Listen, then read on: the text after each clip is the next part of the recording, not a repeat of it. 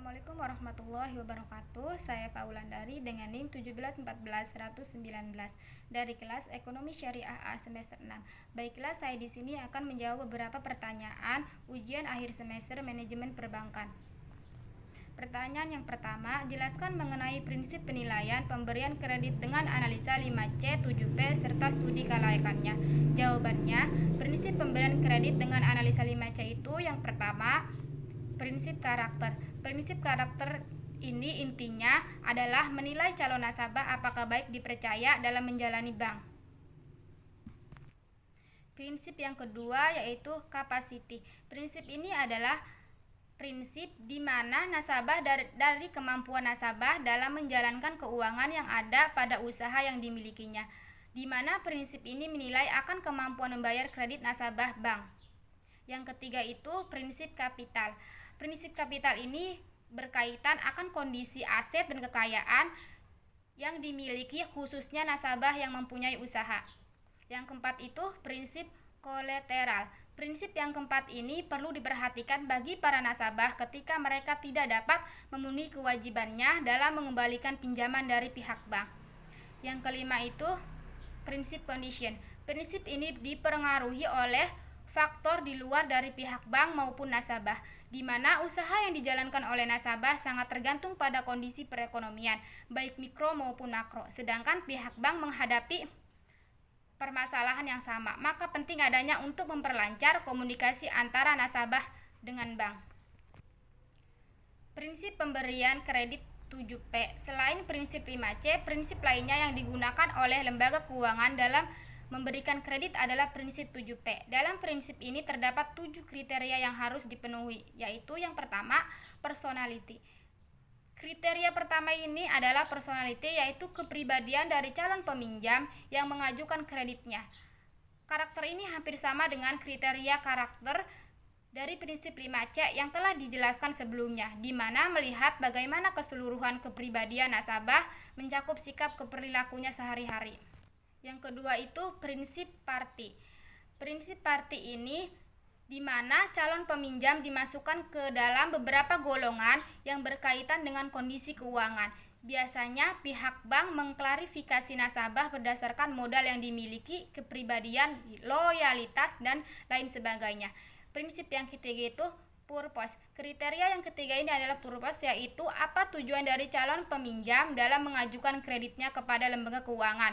Pihak bank perlu mengetahui untuk apa dana tersebut digunakan, misalkan untuk modal usaha, investasi, biaya pendidikan, atau justru kegiatan konsumtif. Yang keempat itu prinsip prospek. Kriteria keempat ini adalah prospek, yaitu bagaimana prospek dari usaha yang dijalankan calon peminjam. Tentu saja prinsip ini berlaku khusus bagi nasabah yang mengajukan pinjaman untuk modal usaha atau bisnis yang dikelolanya.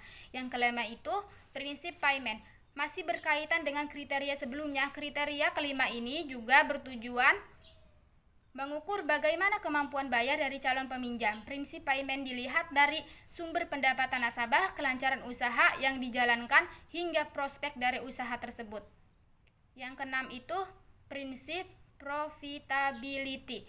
Kriteria keenam ini adalah profitability dari pihak bank melihat bagaimana kemampuan calon peminjam dalam mengklarifikasikan keuntungan atau laba.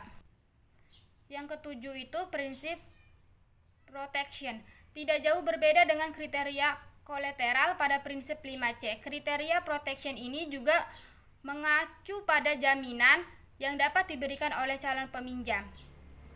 Di samping penilaian 5C dan 7P, prinsip penilaian kredit agar bisa dilakukan dengan studi kelayakan terutama dalam kredit yang relatif besar. Adapun penilaian kredit dengan studi kelayakan meliputi sebagai berikut. Yang pertama, aspek hukum, merupakan aspek menilai kebiasaan dengan keaslian dokumen-dokumen atau surat-surat calon debitur.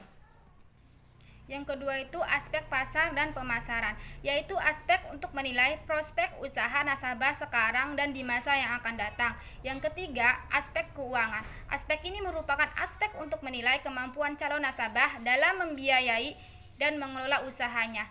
Yang keempat itu aspek operasi atau teknis, merupakan aspek untuk menilai tata letak ruang, lokasi usaha, dan kapasitas produksi suatu usaha yang tercermin dari sarana prasarana yang dimilikinya. Yang kelima itu aspek manajemen. Aspek manajemen merupakan aspek untuk menilai sumber daya manusia yang dimiliki oleh perusahaan, baik dari segi likuiditas maupun segi kualitas. Yang keenam itu aspek ekonomi atau sosial. Merupakan aspek untuk menilai dampak ekonomi dari sosial yang ditimbulkan dengan adanya suatu usaha, terutama terhadap masyarakat. Yang ketujuh, aspek AMDAL merupakan aspek yang menilai dampak lingkungan yang akan timbul dengan adanya suatu usaha. Kemudian, cara-cara penjagaan terhadap dampak tersebut. Selanjutnya itu pertanyaan yang kedua. Khalisa ingin menerbitkan deposito berjangka waktu 3 bulan pada Bank YJ dengan nominal 300 juta rupiah. Pembayaran bunga langsung masuk ke dalam rekening yang berada di bank tersebut. Bunga yang diberikan oleh pihak bank sebesar 10%. Per tahun yang dikenakan pajak 15%. Berapakah jumlah bunga yang dibayar bank setiap bulannya? Dan hitung pula jumlah bunga yang diterima oleh Khalisa selama jangka waktu 3 bulan. Jawabannya, bunga 10% dikali 300 juta dibagi 12% dan dikali dengan 1 bulan, yaitu 2.500.000 rupiah. Selanjutnya, pajak 15% dikali 2.500.000 rupiah sama dengan 375.000 rupiah. Selanjutnya, bunga bersihnya diperoleh 2.500.000 rupiah, kemudian dikurangi 375.000 rupiah, hasilnya 2.125.000 rupiah. Maka jumlah bunga yang dibayar bank setiap bulannya oleh Khalisa sebesar 2.125.000 rupiah. Namun jika bunga diambil setelah jatuh tempo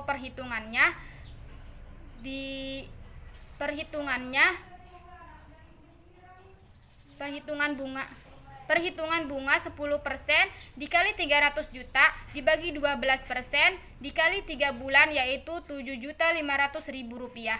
Selanjutnya ada pajak 15% dikali 7.500.000 rupiah sama dengan 1.150.000 rupiah dan menghasilkan bunga bersih 7.500.000 rupiah dikurangi 1.125.000 rupiah, hasilnya 6.375.000 rupiah. Maka jumlah bunga yang diterima oleh Khalisa selama jangka waktu 3 bulan sebesar 6.375.000 rupiah.